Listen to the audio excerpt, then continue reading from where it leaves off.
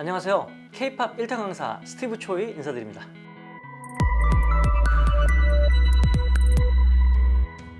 자, 오늘은 대한민국 음원 시장에서 가장 중요한 이야기를 해볼까 해요.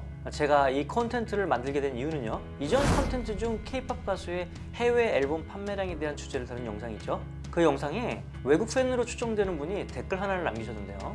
대략 내용은 한국에선 지난 2년 동안 다운로드 횟수는 감소하고 스트리밍 횟수는 증가했다. 이런 상황에서 가온 인증제의 다운로드 인증 기준을 하향 조정해야 되지 않느냐라는 것이었어요. 와, 근데 우리 K-POP 팬들 대단하죠? 그것도 한국 팬이 아니라 해외 팬이 이런 얘기를 해준다는 게 정말 놀랍다는 생각이 들었어요. 예전부터 가온 차트에 관심 있는 분들이 해주신 질문 내용이나 요즘 유튜브 하면서 영상 댓글을 보다 보면, 특히 외국인 분들의 댓글을 보면 놀랄 때가 한두 번이 아닙니다. 근데 이런 댓글은 산업적으로도 굉장히 의미 있는 내용이에요. 이런 내용을 K-POP 산업 종사자도 아닌 듯하고, 그렇다고 한국분도 아닌 외국 팬분들께서 이런 의견을 주셨다는 것에 대해 다시 한번 큰 감사 말씀 드립니다. 대단하십니다. 그러면 시청자분이 좋은 의견 주셨으니까 저희도 그에 대해 성의 있는 답변을 드려야겠죠? 이 답변을 드리기 위해 여러 자료를 취합하다 보니 생각보다 더 엄청난 얘기가 숨어 있더라고요. 쉽게 접근했다가 아주 큰 주제를 얘기할 듯 하네요. 오늘 강의 내용 레벨은 난이도 상, 중, 하 중에 상에 속하니 집중해서 잘 들어주시길 바라요.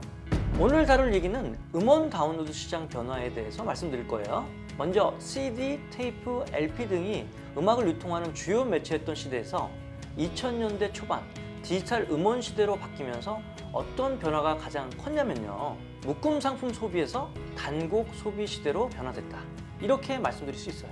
즉, 앞서 말하는 CD, 테이프, LP 등의 특징이 뭡니까? 번들 상품, 즉 묶음 상품이에요.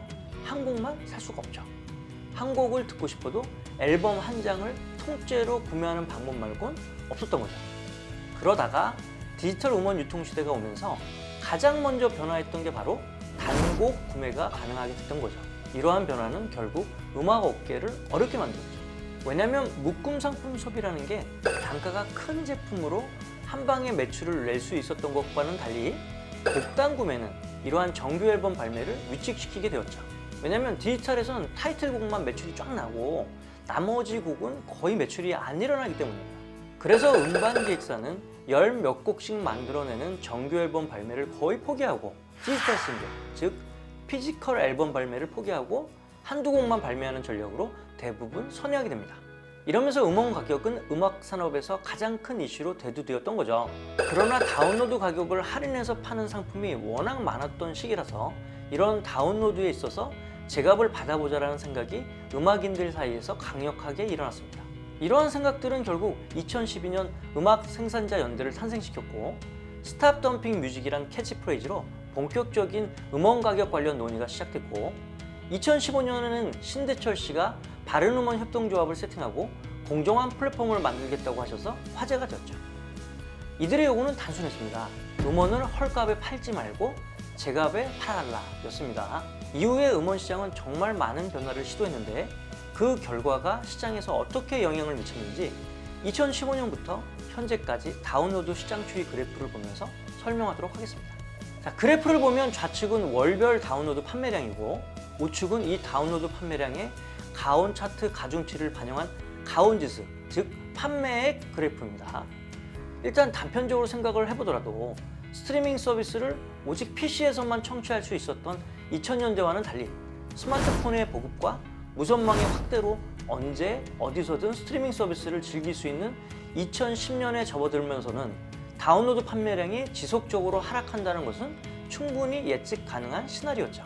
쉽게 얘기해서 이제는 굳이 다운로드를 받지 않아도 음악을 스트리밍 서비스로 전혀 문제없이 들을 수 있는 시대가 왔으니 다운로드 판매량이 감소하는 건 당연한 것이겠죠. 근데 이 그래프를 좀 더 자세히 보면 2015년부터 18년까지 소폭의 등락을 유지하다가 2019년을 기점으로 아주 큰 낙폭으로 판매량이 급감하는 것을 알 수 있습니다. 도대체 이유가 뭘까요? 저희는 이 이유가 무엇인지 궁금했습니다. 결국 저희가 결론 내린 2019년발 다운로드 시장 급감의 원인은 다음과 같은 이유라고 생각하기에 이르렀습니다. 바로 2019년 1월 1일부터 시작된 음원 전송 사용료 징수 규정 개정, 앞서 말씀드린 수많은 권리자들이 주장해온 헐값 음원 논쟁, 그리고 이러한 간절함에 문체부가 과감히 정책 결정을 내리게 되죠. 결국 다운로드의 할인율을 3년에 걸쳐 폐지하게 되면서 다운로드 상품 가격은 폭발적으로 증가하게 되고, 이는 소비자 가격 저항력으로 직결돼 다운로드 판매량이 급감했다는 것이 저희 가온 차트의 해석입니다. 물론 이 이유가 100% 정확하다고 말씀드릴 수는 없어요. 그렇지만 이 이유 말고는 설명할 다른 것이 없기에 저희는 이러한 이유 때문에 다운로드 시장이 큰 폭으로 감소되고 있고, 이대로 지속된다면 아마 대한민국 음원 시장에서 다운로드 시장은 멸망할 것이라고 예측합니다. 그렇기 때문에 우리는 이러한 산업 통계를 가지고 빠른 시일 내에 더 나은 정책이 무엇인지 진지하게 고민해야 한다고 생각합니다. 끝으로 2015년 신대철 씨가 헐값 음원 관련해서 한 말 중 이쑤시개보다 싼 음악이란 표현이 생각납니다. 근데 저는 이렇게 얘기하고 싶습니다. 소비자가 외면한 높은 가격으로 파는 것보다 소비자가 이해할 수 있는 가격에서의 판매가 어쩌면 우리 음악인들에게 더 좋은 방법일 수 있다는 것을요.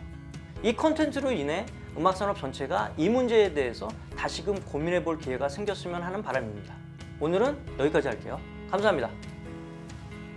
구독, 좋아요, 알람 설정까지 부탁드립니다.